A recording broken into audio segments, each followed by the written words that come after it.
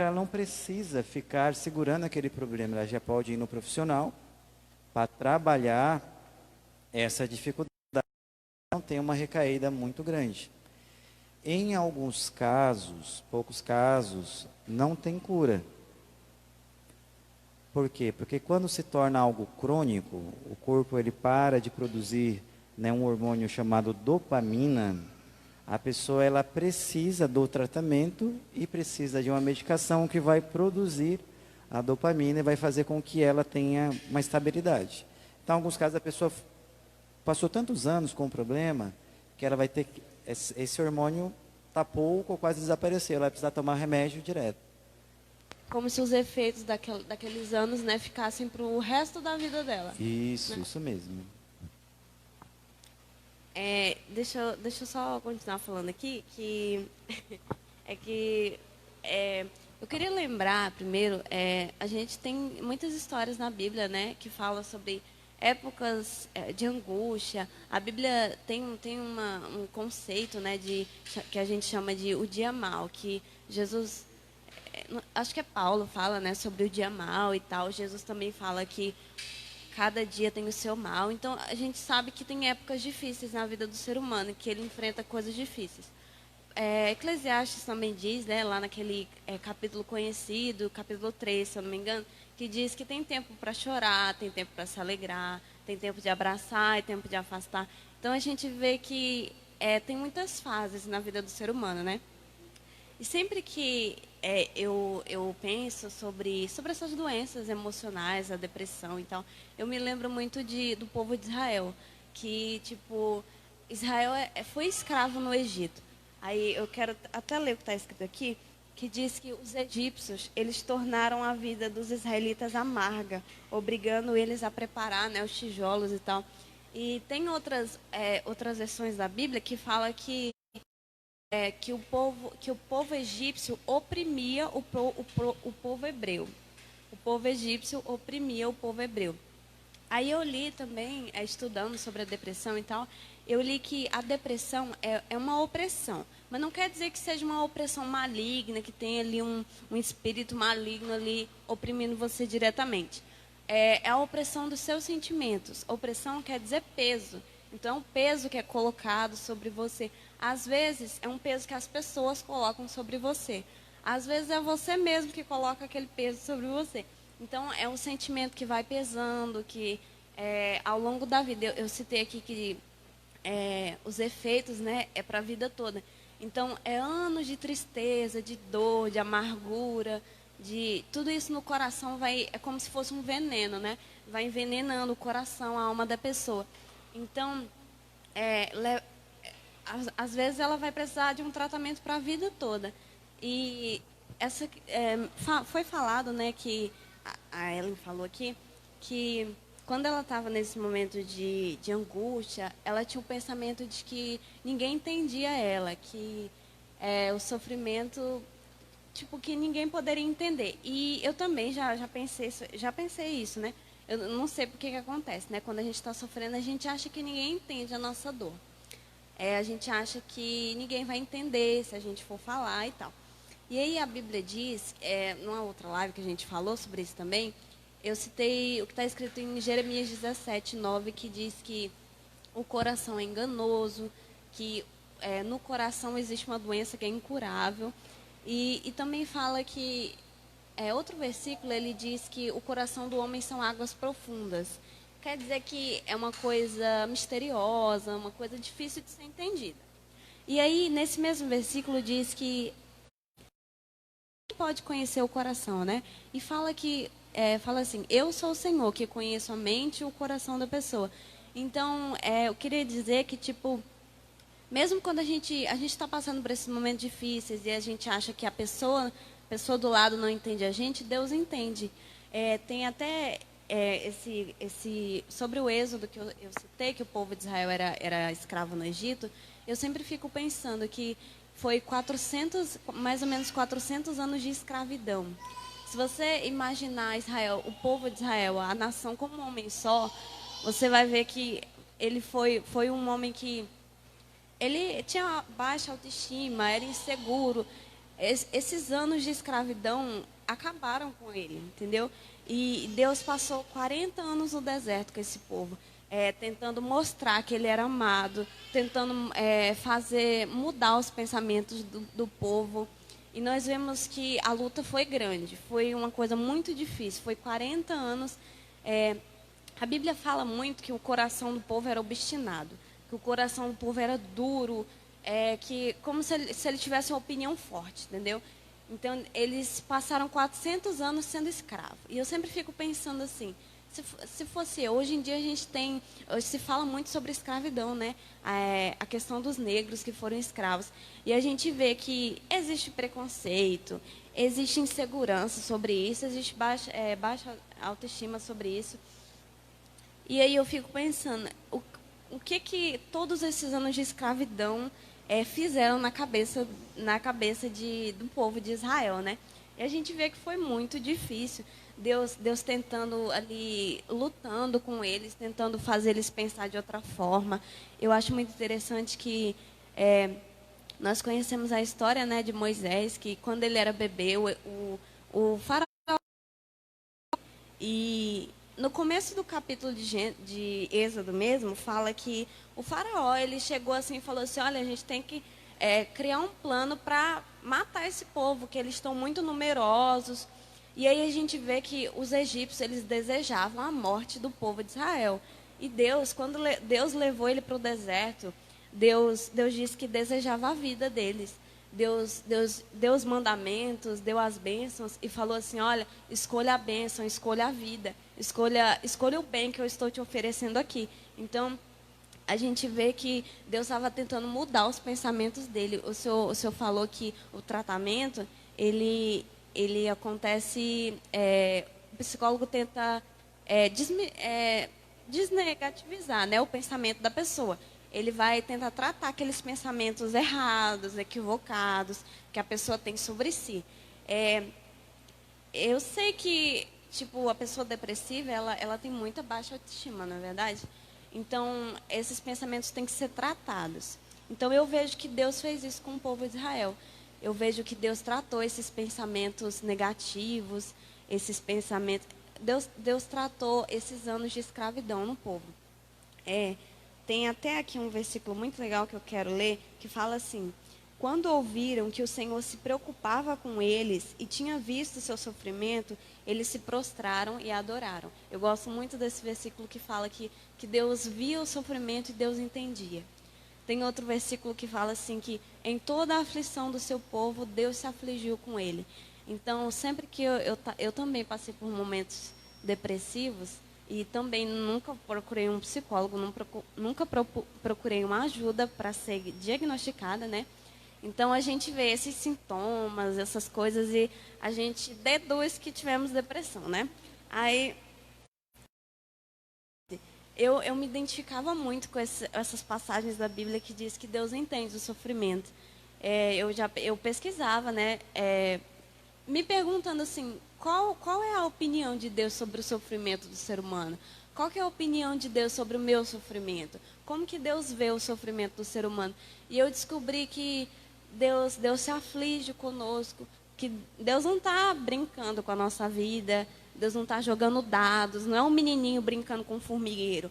Deus entende a nossa dor, Deus entende o nosso sofrimento. Muitas vezes o seu pai, a sua mãe pode não entender, mas Deus sempre vai entender isso. A Bíblia fala que Deus entende o sofrimento, que Deus conhece o coração e a mente das pessoas.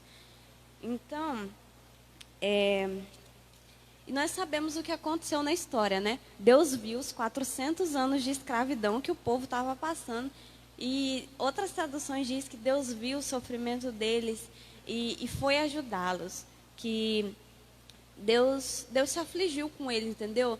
Ele não só viu e deixou aquilo passar. Ele foi até lá tirar o povo do Egito, castigou os egípcios por causa do sofrimento que foi infligido ao povo amado dele. Então, nós vemos que Deus se importa conosco. Deus se importa com as nossas emoções, com o nosso coração. Eu sei que as emoções... quando a Bíblia fala assim, coração, mente da pessoa, ela está se referindo a todas essas emoções dela. E aí, a Bíblia fala em Jeremias que que Deus quer nos dar um novo coração, que Ele quer tirar a tristeza, a mágoa, o rancor, tudo de ruim, tudo que pode azedar, envenenar o nosso coração. Deus quer tirar e no lugar colocar a alegria. Aí parece o que o senhor falou aí, que os pensamentos têm que ser substituídos. O pensamento ruim tem que ser substituído por um pensamento bom. As crenças ruins sobre si tem que ser substituída por coisas boas. E quando eu passei por esses momentos depressivos, foi exatamente isso que eu fiz. Não por exatamente já saber o que aconteceria, mas eu creio que foi direção do Espírito Santo mesmo. Então, eu comecei a pesquisar, a estudar o que a Bíblia dizia sobre o coração, sobre a mente, sobre o espírito, sobre as emoções. E aí eu comecei a substituir esses pensamentos ruins pelo que a palavra de Deus dizia. Tem um episódio que vale a pena comentar, que é o seguinte: eu cria que Deus era bom, mas eu não conseguia conceber a ideia de que Ele era bom para mim, especificamente para mim. Então, eu achava assim, não, Deus é bom, mas para mim aí eu já tenho dúvidas.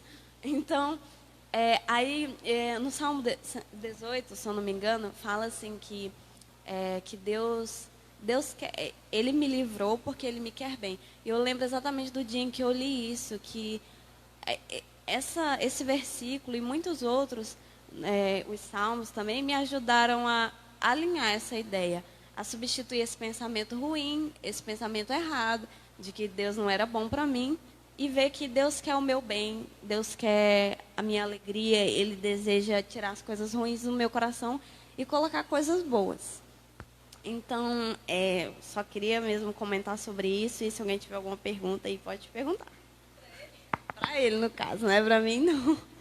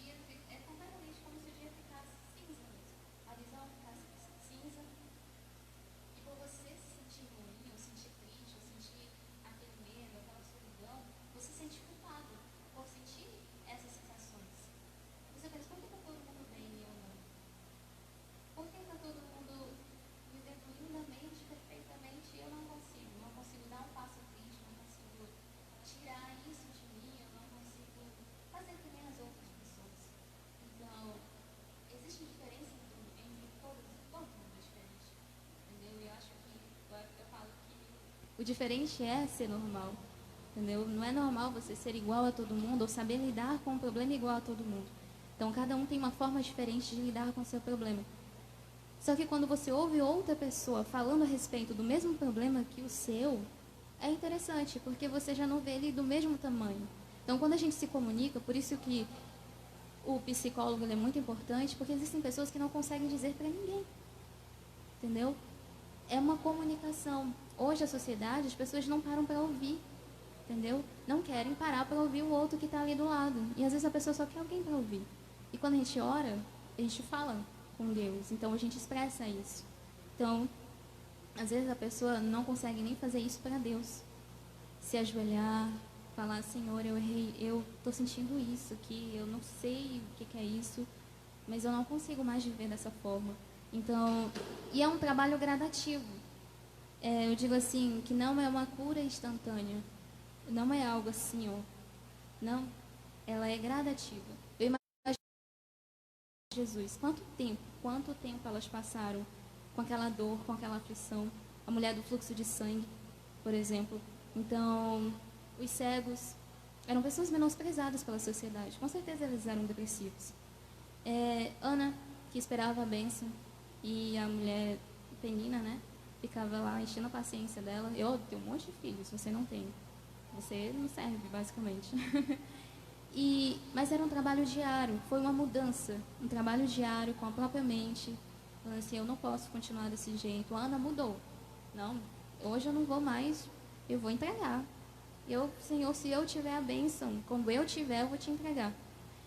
Hoje existem muitas pessoas vivendo na superficialidade, olhando para a vida, que nem o psicólogo falou, olhando, dizendo que a grama do outro é mais verde do que a nossa, né?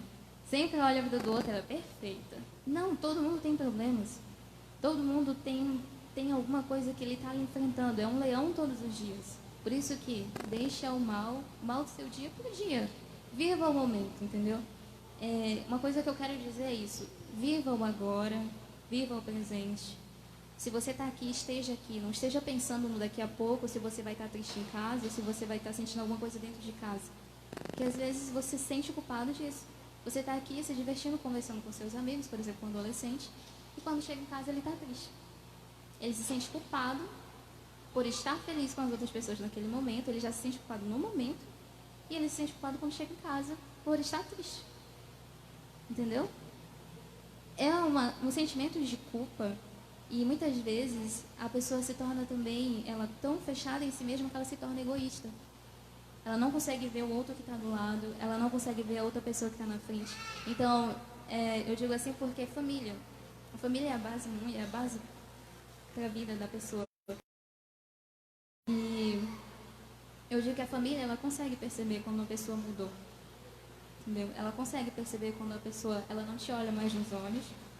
Quando a pessoa, ela foge, não é ela. Você percebe que ela está completamente indefesa. Ela está ali tentando se proteger, mas não consegue.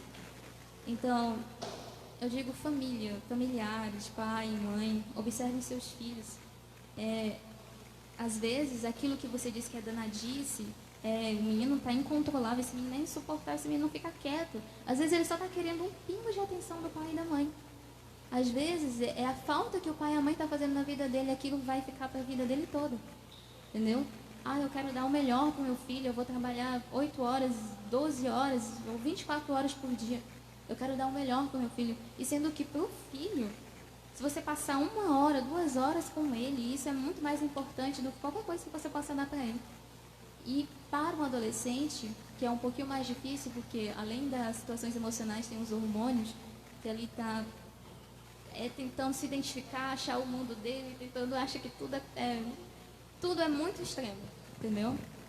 E encontrar esse equilíbrio é pai e mãe, é ajuda de pai e mãe, se for necessário, um aconselhamento com um psicólogo, e isso é muito importante. Eu digo que comunicação, hoje as pessoas não se comunicam, e quando não há comunicação, as pessoas se fecham, acham que elas são a única que sofre, é a única que sente, e às vezes o que ela está sentindo, a outra pessoa está vendo e não sabe como ajudar. E sofre junto. Entendeu? Eu digo que é uma situação terrível, porque eu já vi pessoas assim, próximo a mim, e você não faz a menor ideia de como ajudar. Entendeu? Você fica assim, e aí, o que eu faço? Uma ajuda psicólogo, quando a família não sabe o que fazer.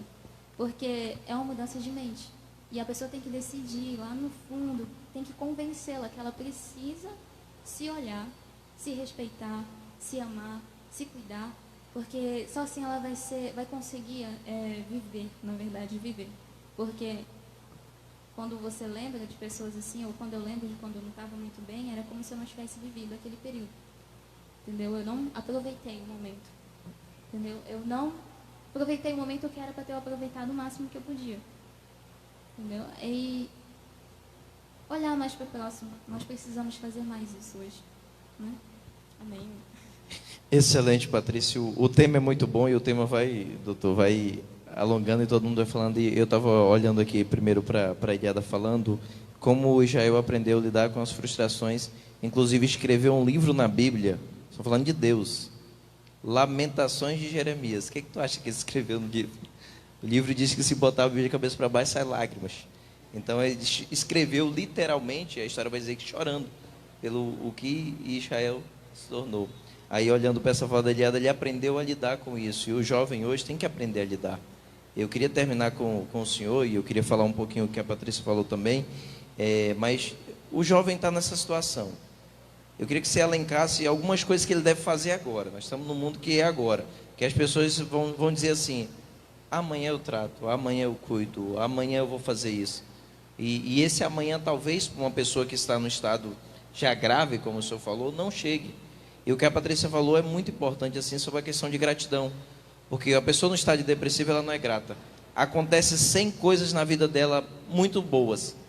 Se acontece uma ruim, ela lembra daquela ruim.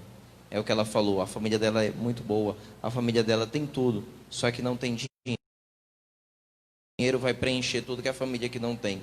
E a gente vê que tem gente que tem dinheiro, mas falta tudo. Perdeu por causa do dinheiro, perdeu tudo o que era mais importante e achou que o dinheiro era importante. E a pessoa está aprisionada no dinheiro. Inclusive perde toda a família por causa do dinheiro. Depois tenta recuperar, mas a gente sabe que não dá mais. Então é uma vida sem propósito, é uma vida líquida, como a gente chama. A psicóloga fala que cada vez mais ela se dilui. Ela não é sólida, ela não tem um relacionamento sólido. Hoje eu vejo gente que procura relacionamento pelo Facebook, tem site de relacionamento, e para o jovem que está me assistindo, pedófilos, pessoas querendo cometer crimes com pessoas, a gente sabe que isso acontece todo dia, está no jornal, mas as pessoas infelizmente ainda se abrem para uma pessoa que totalmente desconhece, achando que aquela pessoa vai ajudar, mais que um psicólogo, mais que um familiar. Então a pessoa que sair dessa live hoje, o que ela tem que fazer? Pelo menos 3 coisas que ela tem que tomar de medida, eu dizia, imediata, para que ela possa mudar o estado dela. Claro que a gente trata fisicamente, mas espiritualmente também. A Bíblia diz, transformai-vos pela renovação do vosso entendimento, para que experimenteis qual seja a boa e agradável perfeita vontade de Deus. A Bíblia diz que o nosso culto é racional também. Então a Bíblia sempre está falando que nós devemos agir com a razão, que a psique exige uma influência da nossa adoração, da nossa vida. E eu queria que o senhor terminasse a live. A gente agradece todo mundo que participou, os irmãos comentaram, muito bom, Deus abençoe a sua vida. Mas 3 pontos, que a pessoa que vai sair dessa live, ela tem que tomar uma atitude. Se ela está com um estado depressivo leve, ou se ela está com um estado depressivo já médio, ou se está grave, o que ela deve fazer? Ok. Bom, a pessoa ela precisa entender que buscar ajuda não é sinal de fraqueza, pelo sinal de coragem. É sinal de propósito de vida, de progresso. É sinal de você quer resolver o seu problema, que você quer ser feliz. E o que torna um pouco difícil essa questão de buscar ajuda é porque o próprio jovem, o adolescente, é uma característica comum. A gente acha que a gente pode tudo, que a gente tem um poder suficiente para lidar com aquela situação. Então, existe um pouco de orgulho, existe também um pouco de medo do que as pessoas vão falar, do preconceito das pessoas, né? Quem está sofrendo é você. É você que sabe o que você está sentindo, o que você está passando. Então, sim, busque por você essa ajuda, né? Faça uma autoavaliação. E encare o problema, porque fingir que nada está acontecendo não resolve. Pelo contrário, só vai amargurar mais, vai fazer você perder tempo, sendo que se você buscasse ali uma ajuda, um apoio, você poderia resolver muito melhor, mais rápido e ter uma vida mais satisfatória. Então, minha primeira orientação é essa. A segunda, se apoie em pessoas que são boa influência para você, que você admira, que você gosta, que você considera uma pessoa forte. Então se apoie nessas pessoas, né, que com certeza vão te dar bons conselhos, vão estar ao seu lado e vão estar ali te dando um suporte, um incentivo. E por último, o conselho não poderia faltar com a parte espiritual, né? A Bíblia fala assim que Deus tem uma palavra muito bonita, fala: jovem, eu vos escolhi porque vocês são fortes. Então Deus, ele não se engana, ele sabe do potencial, da força do jovem. E acima de tudo, ele está ao nosso lado para nos capacitar. Trazendo como exemplo ali Gideão. Gideão se via como o menor da sua casa, né? Falou: não, você deve estar enganado, logo eu.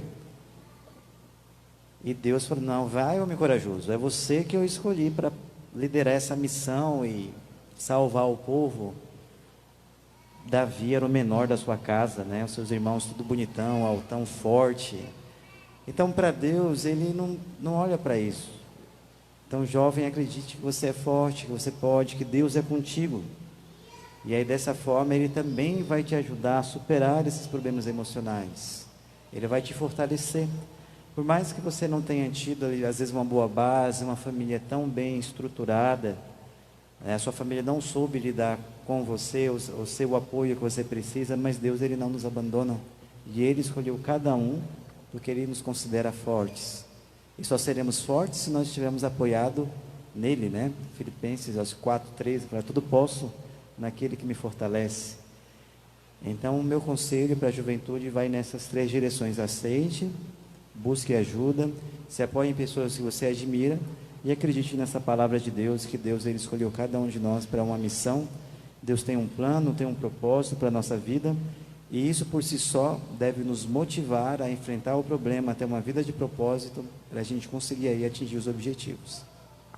Doutor Maurício, muito obrigado. Deus abençoe a sua vida. Eu pediria até que você dirigisse uma oração, como cristão também, que é: obrigado, William, obrigado, Patrícia, obrigado, Ellen, obrigado, Eliada. Hoje a gente explorou mais o doutor aí, porque detém o conhecimento, né? E também eu acho que é um assunto para a gente conversar. O Papo Jovem para isso, cada gente falar cada vez mais de assuntos não tão abordados. O Ezra, que está em Altamira e está nos assistindo, ele falou que é um assunto atual e que a igreja deveria abordar, né? A Luciane também comentou que deve ser tratado sim a depressão, que como e cuidar o nosso corpo e a nossa alma pode sentir isso, e a gente deve cuidar e tratar sempre. E agradecemos ao pessoal que está aí nos bastidores também, né? A Val, o irmão Márcio, o irmão Daniel, a irmã Sandra, o irmão Sadra, que também comentou aqui, todos os irmãos que assistiram, né? E eu acho que é muito bom, eu acho excelente. O senhor estava falando, eu estava até ficando emocionado, mas eu até controlei aqui, porque eu estava pensando assim: meu Deus, nós homens, nós somos mais fracos que as mulheres. Por que, Abraão? Ele disse que a depressão, a propensa mais a ter depressão é a mulher, mas o suicídio maciçamente é de homens. É de 10-1, o estudo estava falando, que a mulher tem mais propenso a ser depressiva, mas o homem que se acha o fortão, quando tem, vai lá e... Mas eu queria que o senhor dirigisse uma oração. Amado Deus, nós te agradecemos mais uma vez, Senhor, por esse momento onde tivemos, Senhor, essa conversa tão importante para o fortalecimento dos jovens dessa igreja, dos jovens que estão nos ouvindo e também das famílias. Queremos...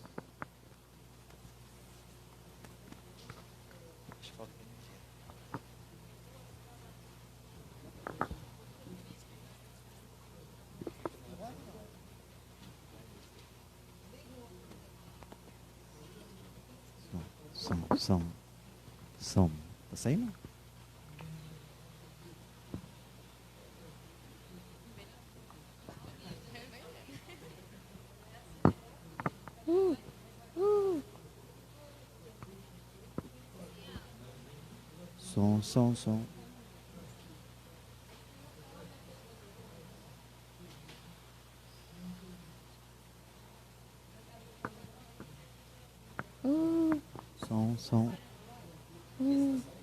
Som. Som. Ei, som.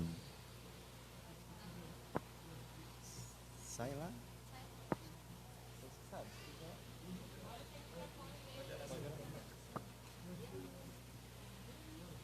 Eterno Deus, nós queremos colocar cada jovem que participou em Tuas mãos, Senhor. O Senhor conhece os problemas que cada um enfrenta, os seus sentimentos. E queremos pedir ao Pai que o Senhor possa ajudá-los. Também ser com os pais, orientando, apoiando. Que em meio aos traumas da vida, que em meio, Senhor, ao sofrimento, às incertezas, que eles possam ter a segurança de que o Senhor os acompanhará em todos os seus caminhos e tem plano, Senhor, plano de vida, plano de eternidade e plano, Senhor, de uma vida feliz ao teu lado. Que o Senhor possa abençoar cada um aqui, cada líder, cada amigo, cada irmão. Eu coloco essa igreja em tuas mãos, essa juventude. Que o Senhor possa fortalecê-la e que eles possam, Senhor, ser um braço direito nessa obra. É em teu nome, Jesus, que pedimos e também agradecemos. Amém. Aleluia. Aleluia.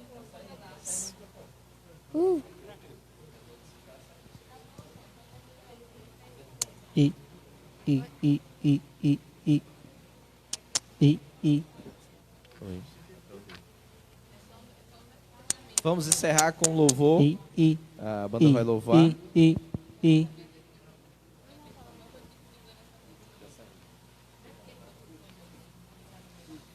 Esse foi o Papo Jovem. Deus abençoe a sua vida e até a próxima.